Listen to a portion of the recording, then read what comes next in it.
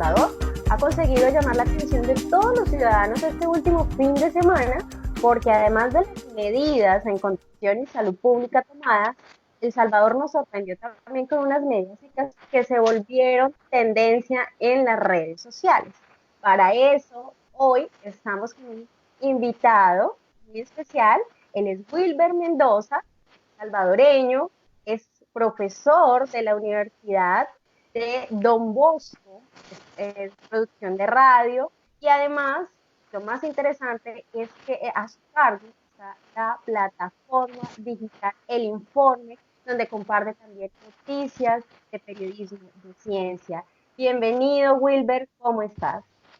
Muchísimas gracias, Tania. Muchas gracias por tomarme en cuenta y para mí es un gusto saludar a tu audiencia de N+1 en español y para todos los amigos latinos que nos ven en distintas latitudes del mundo. Para mí es un placer desde San Salvador, El Salvador, poder compartir la información en medio de esta epidemia del coronavirus o la enfermedad COVID-19. Perfecto. Muchos de los que nos leen siempre dicen, bueno, todo el mundo habla de México, todo el mundo habla de Colombia, de Brasil, de diferentes países, pero ¿qué pasa con la región centroamericana? Y como digo, y como empecé el programa, El Salvador hizo o fue noticiosa a nivel mundial ahorita este fin de semana, y especialmente por las medidas gubernamentales. Entonces, antes de que nos adelantes un poquito de eso, quisiera que nos hicieras un pequeño recuento de la situación. ¿Cuántos casos? ¿Cuántas estadísticas de mortalidad? Entre otros, así medidas pequeñas que nos puedas adelantar y entrar en contexto, ¿no? Ok, bueno, comentarte que El Salvador es un pequeño país, de hecho es conocido como el pulgarcito de América.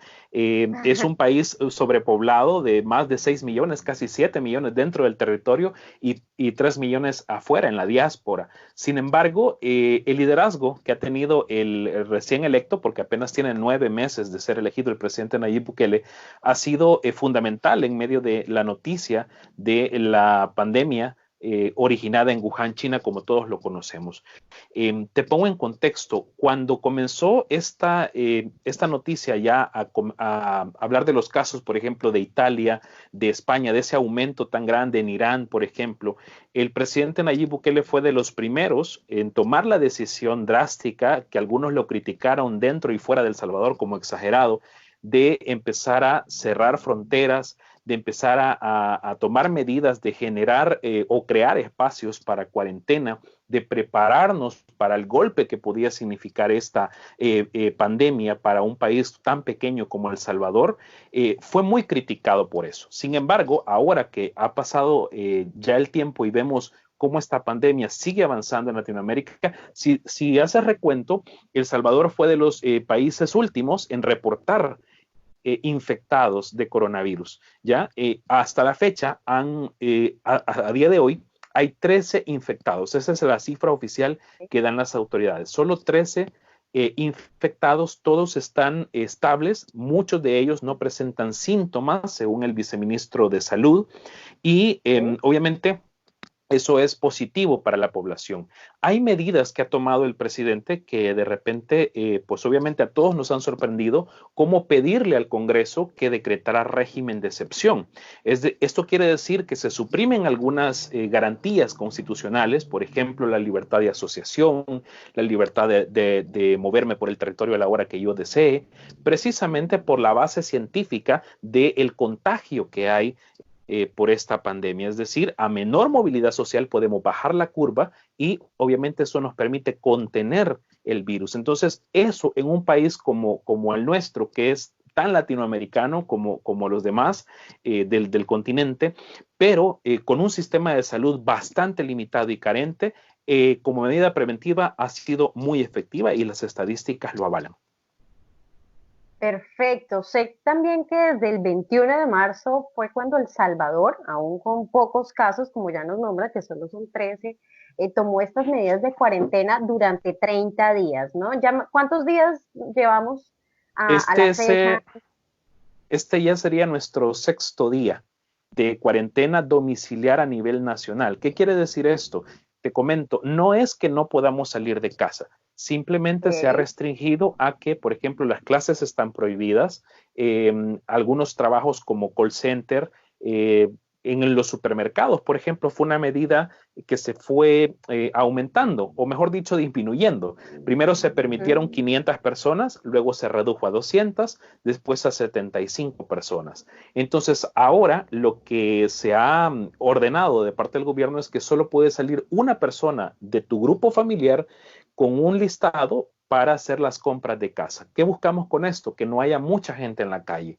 Y esta persona obviamente debe, en la medida de lo posible, estar constantemente lavándose las manos, portar alcohol gel y seguir obviamente las indicaciones. Cuando vas a los supermercados, tiene que tomar una distancia de 2 metros por lo menos y no se permiten ya aglomeraciones. Solo pueden ir a trabajar personas que trabajan en supermercados, farmacias, los restaurantes están cerrados, solo están en modalidad a domicilio o en ventanilla pues para llevar, ¿no?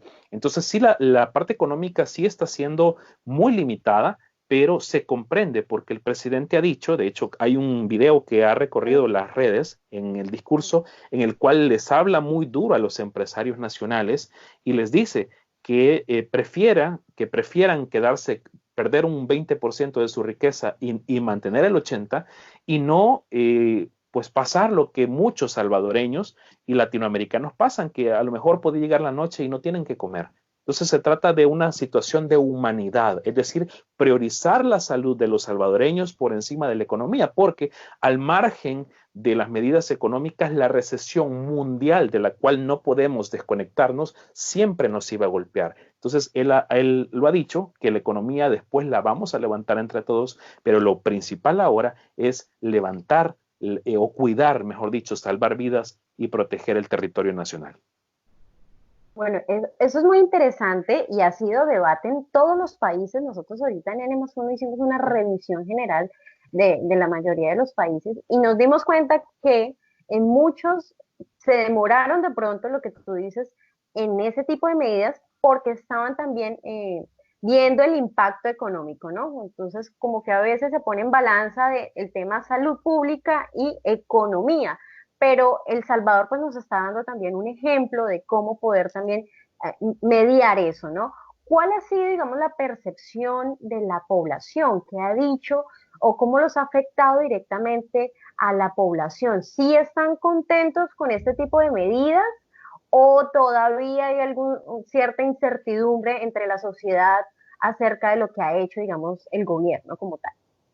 A ver, el presidente goza y el gobierno en general goza de una alta aceptación. Te estoy hablando de más del 95%. Eso es muy alto. Eh, y la gente está avalando estas medidas. Obviamente están causando incomodidad, obviamente es un proceso imperfecto, pero se está tratando de hacer conciencia, de evitar, por ejemplo, lo que hablábamos contigo fuera del aire, la desinformación o de repente cadenas por WhatsApp. De repente hay personas que dicen rumores. Entonces, la comunicación de parte del gobierno ha sido muy efectiva, nada menos este día viernes a las 8:15 hora del Salvador, hay una cadena nacional. Entonces, ha estado fluyendo mucho esa información, lo cual permite que todo el país esté continuamente informado de cuáles son los datos, qué es lo que se está haciendo. Por ejemplo, se está construyendo el hospital más grande de Latinoamérica, el Centro Internacional de Ferias y Convenciones, que es el centro de convenciones más grande de Centroamérica, que lo tiene El Salvador, se va a transformar ahora en el hospital más grande de Latinoamérica, con capacidad para 2.000 camas, 2.300, porque son 2.000 camas y 300 unidades de cuidados intensivos. Esto requiere una inversión millonaria, esto requiere una inversión muy fuerte y no solo a nivel económico, sino también en cuanto a recursos humanos, porque se van a necesitar obviamente enfermeras, doctores, especialistas, etcétera.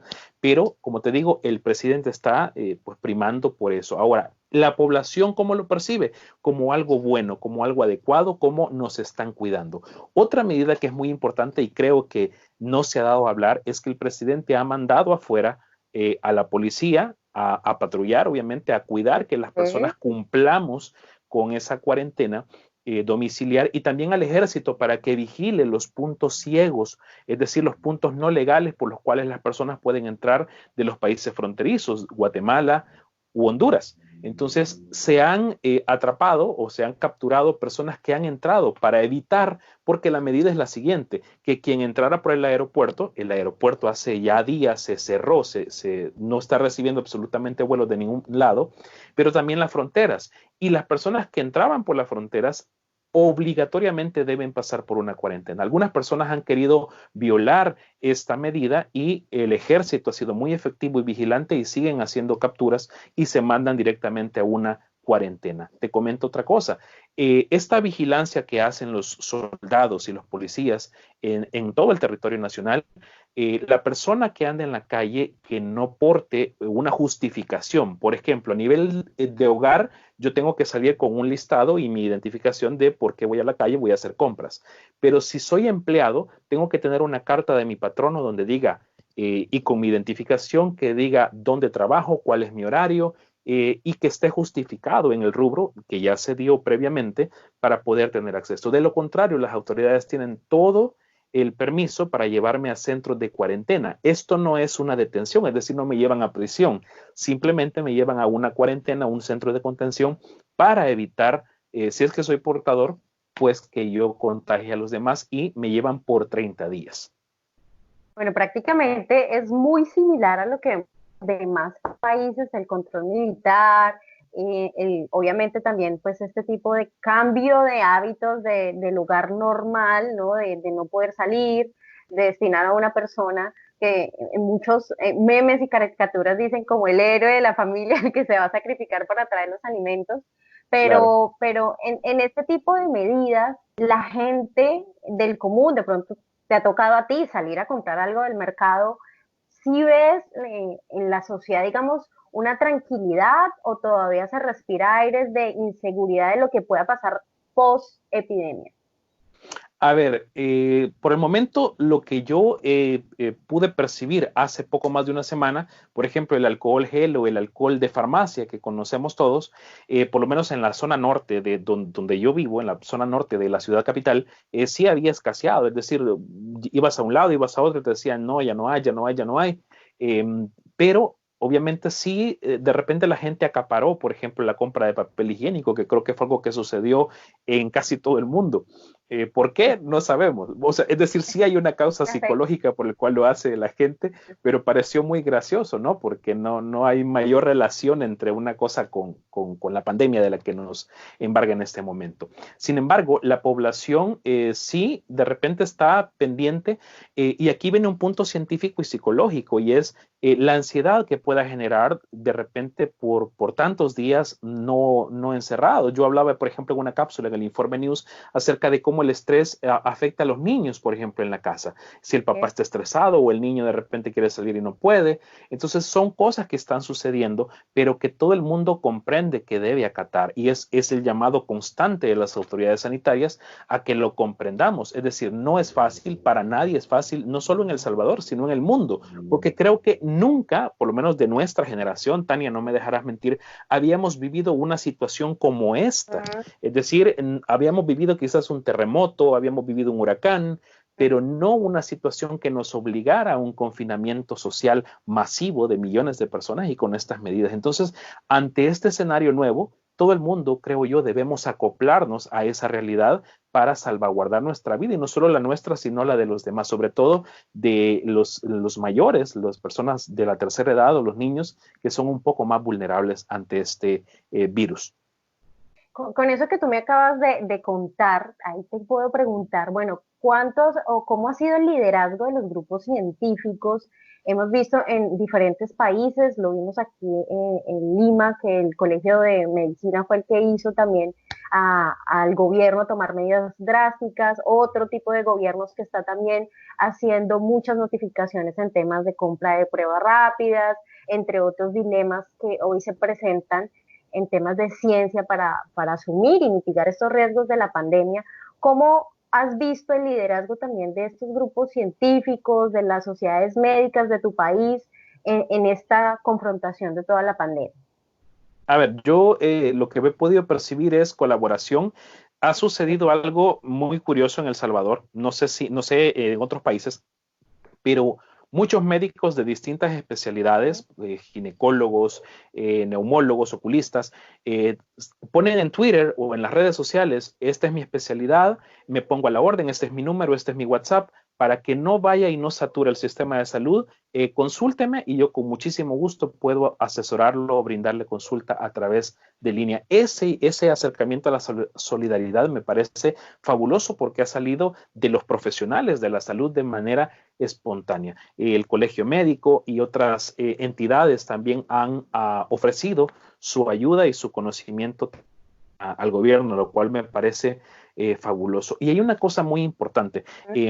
Por ejemplo, las autoridades sanitarias ya gestionaron con Cuba la compra de 6,000 unidades de interferón alfa 2B, el cual es una proteína, no es una vacuna, pero es una proteína que ayuda como mecanismo para desarticular o por lo menos detener el avance del virus y que este no cause mayores daños. Entonces ya vemos entonces ese liderazgo, estas compras adelantadas. Por ejemplo, se ha pedido que se apruebe, ya aprobaron, mejor dicho, 2,000 millones de dólares para hacer compras como respiradores artificiales en caso de necesitarlo, insumos médicos, se están haciendo distintos llamados para prepararnos. Es decir, no tenemos todavía, y esperamos de verdad, no llegar a niveles alarmantes como Italia o España, pero pues de manera preventiva sí se está tomando medidas muy adelantadas y muy exageradas, pero creo que para el país que es El Salvador es lo mejor. Creo que como aplica muy bien el dicho, es mejor prevenir que lamentar, y creo que eso es lo que se está haciendo a nivel no solo de gobierno, sino a nivel de los profesionales que están poniéndose al servicio de la sociedad y lo cual llaman a todos para que hagamos también parte de esta lucha, es acatando las medidas y en la campaña Yo me quedo en casa. Perfecto, ¿no? Por supuesto, en ese tema de salud, yo creo que El Salvador sí está dando un ejemplo de primar la salud pública que las medidas económicas, pero volviendo a como inicié también este video y esta conversación, cuéntanos, digamos, al menos tres cosas importantes de esas medidas económicas que El Salvador tiene y que hasta ahora ningún gobierno más ha dicho y de pronto hasta ni las diga, pero que hacen que El Salvador hoy sea viral en redes sociales. A ver, la primera medida que se anunció es la supresión, es decir, el no pago por 3 meses de los servicios básicos como agua, luz, teléfono, cable, porque para paliar esta situación. Ahora, hay que clarificar que esta medida no va a beneficiar absolutamente a todos, sino va a beneficiar a aquellos que se vean directamente afectados por la crisis. Es decir, hay personas con mucha capacidad adquisitiva que obviamente esto no les va a afectar, pero para aquellos que sí de repente caiga algún familiar de ellos, o a lo mejor son vendedores informales que no tienen, por ejemplo, si no salen a vender diario, no tienen, entonces para ellos es este tipo de medidas que va a beneficiar. Número uno. Número dos, un bono de $300 por familia, no por persona, por familia, Por lo familia, cual, ajá. lo cual equivale a un salario mínimo aquí en El Salvador, $300 Ujú. americanos.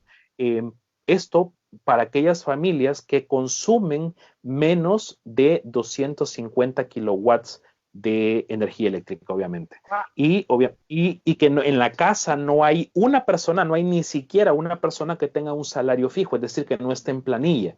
Si en la casa todos son vendedores informales, para ellos se aplica. Pero si en la casa hay dos vendedores informales, pero hay uno que recibe un salario de una empresa, entonces ahí ya no aplica, ¿sí? Entonces hay que tener cuidado porque a lo mejor de repente se entendió que es $300 a lo loco y es para todo el mundo. No es así, sino que son medidas muy específicas y para beneficiar a los que son más vulnerables. Abrirán los canales respectivos para que cada caso, porque es un espectro muy amplio, pueda manifestar, este es el caso de mi familia y que se pueda comprobar, obviamente. Pero sí el llamado, por ejemplo, del secretario de Comercio ha sido que las personas que pueden pagar, que tienen la capacidad para pagar los servicios básicos, pues que lo hagan. Es decir, porque tampoco se trata de aprovecharme de esta medida y hacer quebrar al país. La economía va a sufrir todavía un poco más, un golpe muy fuerte, pero se trata de que entre todos tratemos de contener en la medida de lo posible no solo la parte sanitaria, sino también la parte económica. por supuesto. ¿Y cuál sería la tercera? A ver, te dije lo de los kilowatts, lo de Ajá. los, El a bono ver, de dinero, lo del el bono bono, de dinero. Ujú. sí, sí. Y bueno, lo otro es que el presidente ha pedido que, bueno, mejor dicho, ha dado la orden de que a pesar de que va a fluir muchísimo dinero, él mismo se va a encargar de meter presos, se lo dijo a sus funcionarios, si es que llegara Ah, a suceder o algún robo como el que pasó con el presidente Francisco Flores y el famoso caso del robo de los bonos, o mejor dicho, de la donación que hizo el gobierno de Taiwán en el 2001 por los terremotos que vivimos ya hace 19 años de eso.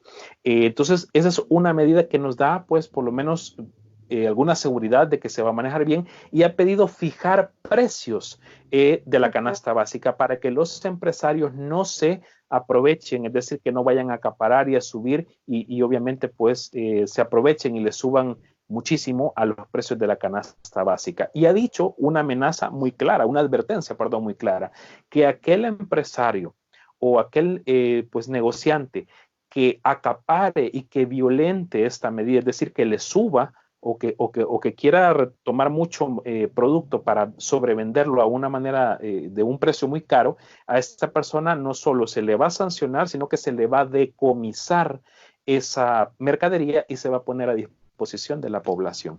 Imagínate, entonces eso nos genera o le genera a la población esa seguridad de que no solo pues, va a haber una vigilancia, sino que también aquellos, porque suele pasar, sobre todo en nuestros países latinoamericanos, que pues hay algunos que son un poquito aprovechados, pues no lo hagan. Entonces, esa es otra medida económica que va a permitir también garantizar que haya esa liquidez o ese stock de provisión de distintas cosas.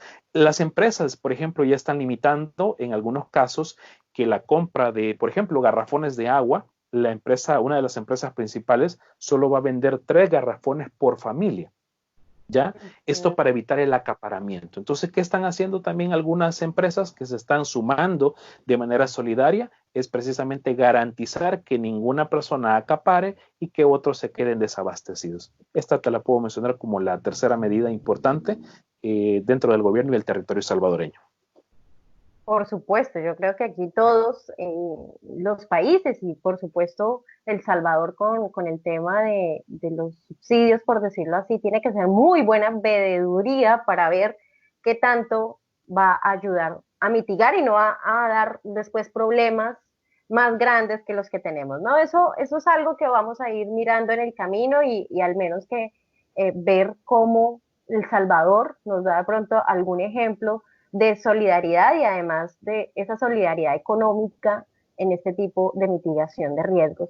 Y bueno, para finalizar, me gustaría que enfaticemos cómo has visto los medios de comunicación en tu país, cómo ha sido ese tratamiento de las noticias. Tú ahorita nos decías el tema de desmitificar un poco de lo que se dice, que no es y que puede dar un mensaje incorrecto a la población y que prácticamente un mensaje incorrecto ahorita puede causar más muertes que el mismo COVID, la desinformación. Entonces, cuéntanos cuál ha sido el panorama que has visto y cuáles son las medidas que estamos tomando en temas de comunicación.